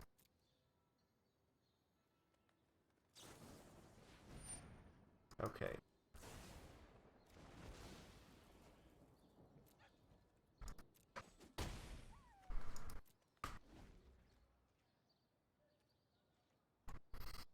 Damn it. So, like, here's the problem. They can just threaten to adapt this thing, and it... No, that's fine. Alright. Well, we are just throwing away this Kamena Speaker. Yes. Let's see if they go for Ember Cleave.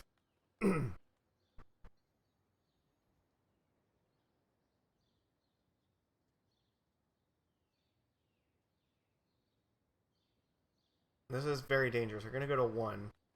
I'm hoping that they go for something so I can counter it with Frilled Mystic, then play Rejury next turn and attack him for 7 exactly. Okay. Alright.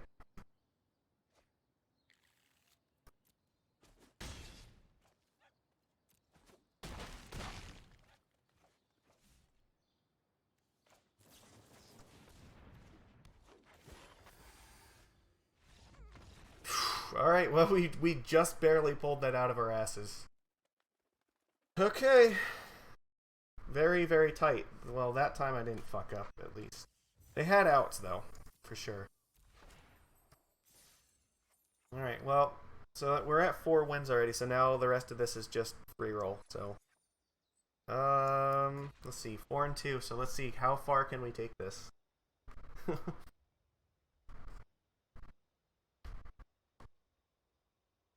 Branchwalker has made a significant difference in this Gruul matchup, I think. I think that was the card that we were looking for here. Being able to get it as a 3-2 definitely has done wonders for this deck. Right.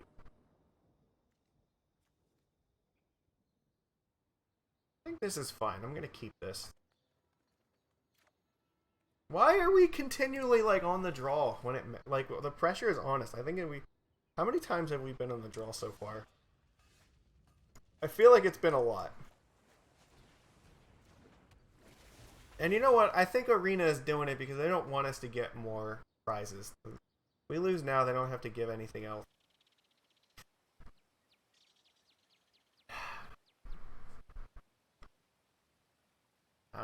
That's conspiracy talk. You know what? I like conspiracy. Really? You're gonna bone crusher that thing? That thing is pathetic. Alright, well, we definitely just play Branchwalker. Try to draw lands. Okay, that's good. That means we can play 2 spells next turn. We can play Biomancer and Mistfinder, probably. Interplanar Beacon. Oh, okay. Sure. Alright. So, this deck is, what, the Fires of Invention deck? I mean, we can't counter it. We can't stop them from playing Fires, unfortunately. Wizard.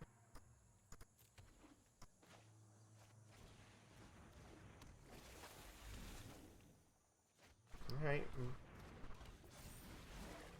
And then we have a bunch of flash spells in our hand, so do what we want with. Alright, so don't play fire. No, they were playing. Alright, well, that kind of sucks, but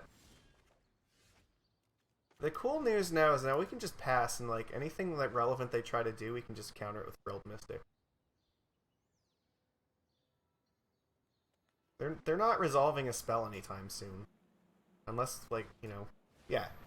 No fucking way. Like, I'm not even gonna bother reading the text in that. Like, yeah, absolutely not. Like, it, you know, the gain life, ramp mana, and draw and discard. No, we're no.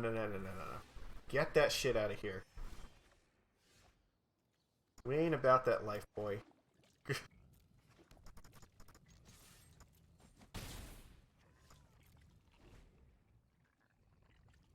I just play Bone Crusher, I'll probably just Trickster and tap it. Yeah, no.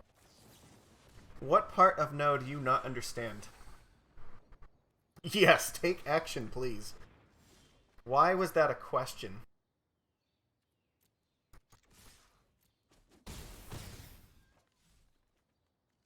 So, I could play this creature right now. They only have 1 card left, and they've already used their sweeper, so I think that we probably do just play this thing here.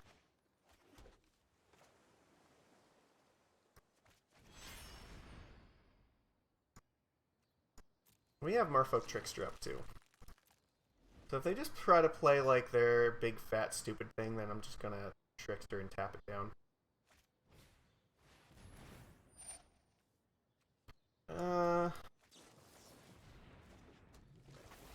Okay, you have a Teferi. Is this Teferi going to be relevant enough? Like, you can bounce this thing, but you're still going to take, like, a bajillion damage. Yeah, I suggest that you do that as well. Ouch. Alright. Well, that could have gone better. I don't want to... Okay, so this can only be used for a wizard, so... I guess that we want to play 2 creatures then.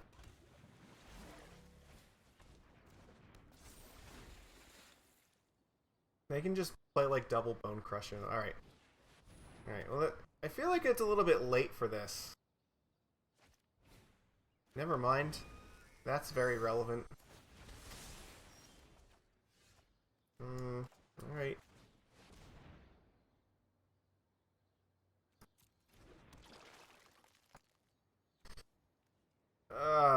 Okay, so I could trade one of these creatures with Teferi. I feel like it doesn't really do anything right now, but the problem is I don't know if we have a good way of beating this then.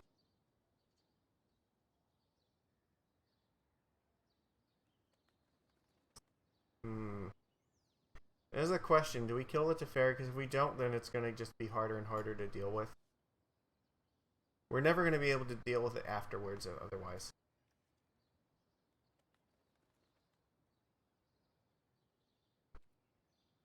They're going to cast, like, probably 2 of these things, so... I think I have to get this off of the board.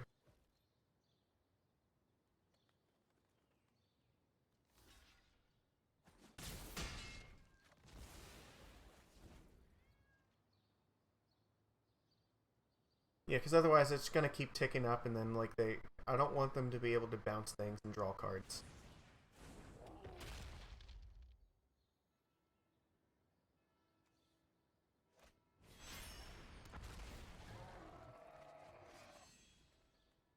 Jesus Christ. Now, we were so close in this game, too, but, like, they just pulled it out of their behinds. The Teferi into Deafening Clarion was just too much. I think this is the problem. Like, you know, there's like, what, 3 of these, like, Haymaker spells, like, in a row, and then they followed up with these, so... Their hand obviously was very good.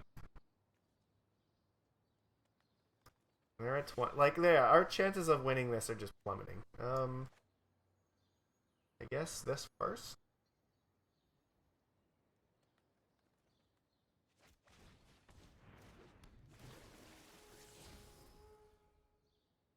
I don't want that, for sure.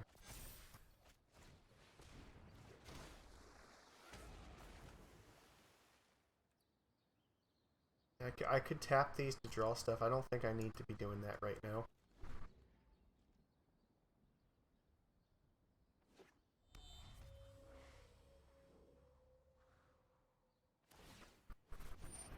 Yeah.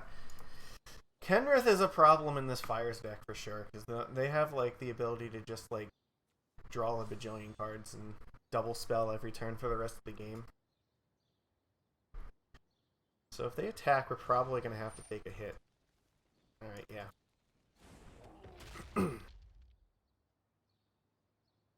They have enough mana to draw 1 more card.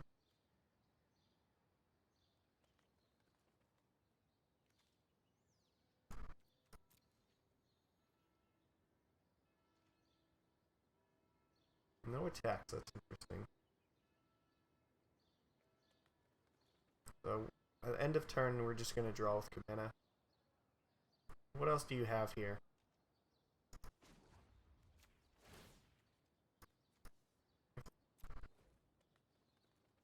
They're drawing 2 cards, or they're drawing 3 cards a turn, and we're only drawing 2 a turn.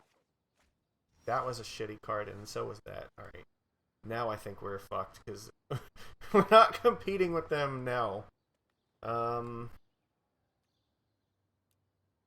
alright, we'll play it out, but I think we've lost this one. Yeah, they definitely are going to win this. Attacking is still not good here, so...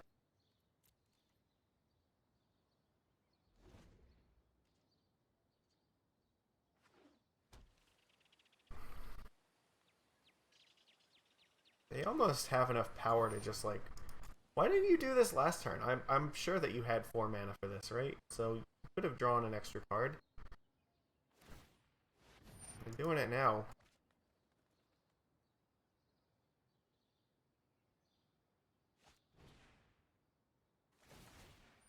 And what? It can't be countered, so... Alright. That's gonna wipe out, like, our chances here, so we're... That is enough to, like, you know, end this game. Alright, well, let's see. We've been playing for almost 2 hours. I don't know. I think our deck is fine. Like, we managed to get a bunch of wins with it, so... Let's look at it. Oh, yeah, we got packs from playing.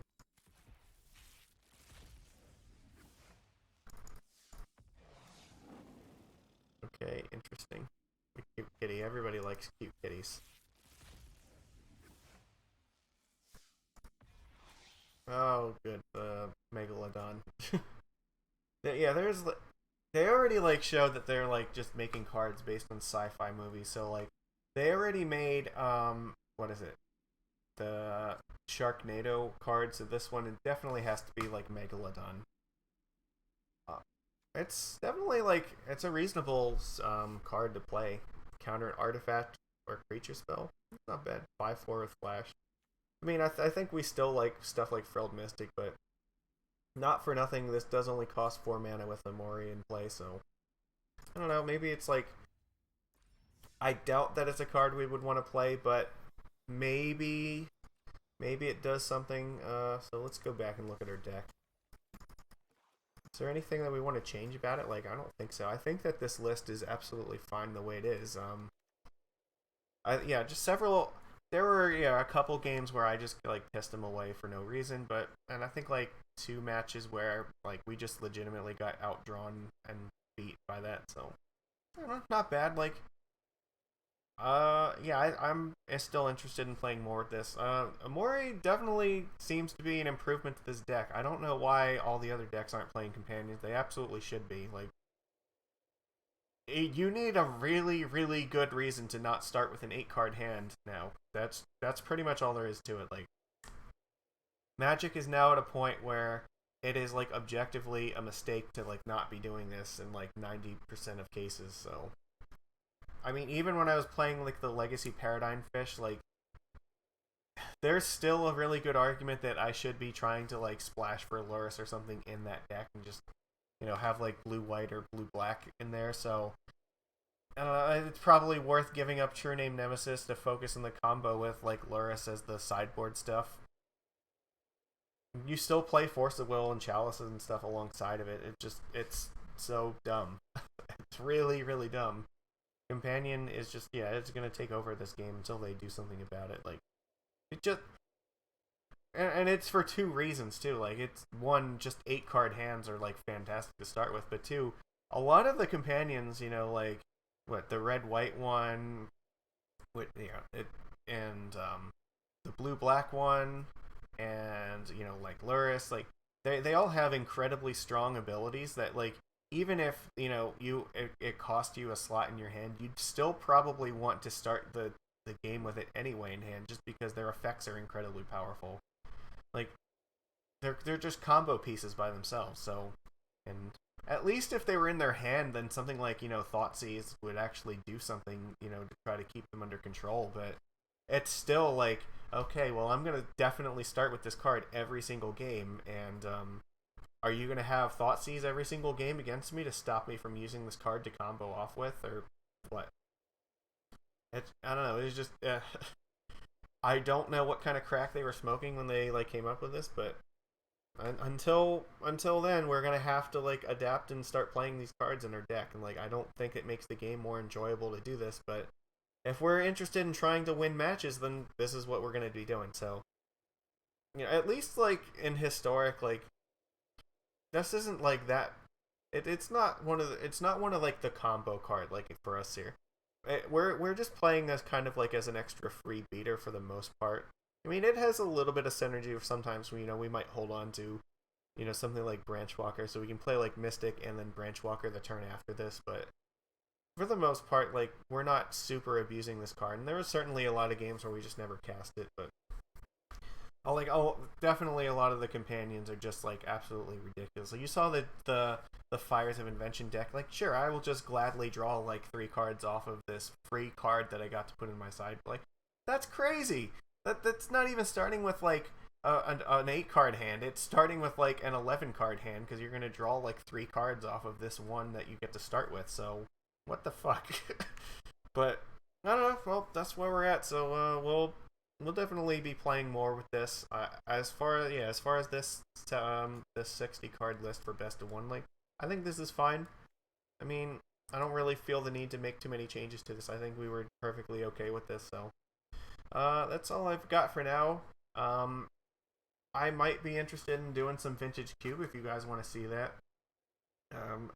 It is back on MTG online, so definitely, if you haven't played the Vintage Cube, you should definitely consider it, because it's really fun. I have one league, or what is it, one draft with it on this channel already. Like, it is incredibly fun. You should give it at least one try. Like, I don't normally do a lot of drafting stuff, and I'm sure a lot of you watch Constructed mostly, but Vintage Cube is like an entirely different thing. It actually feels like you're, playing constructed decks a lot of times because the cards are incredibly powerful. And like, when else are you gonna get to like play Black Lotus or like Mox Sapphire or something, or even stuff like Vampiric Tutor or Demonic Tutor? Just you never get to like use those cards. So they're incredibly fun to play with, and you get to build really dumb decks that do really dumb things. So yeah, I'm curious to know, like, do you guys like that sort of stuff? Because if you do, like, I'm totally fine with jamming more Vintage Cube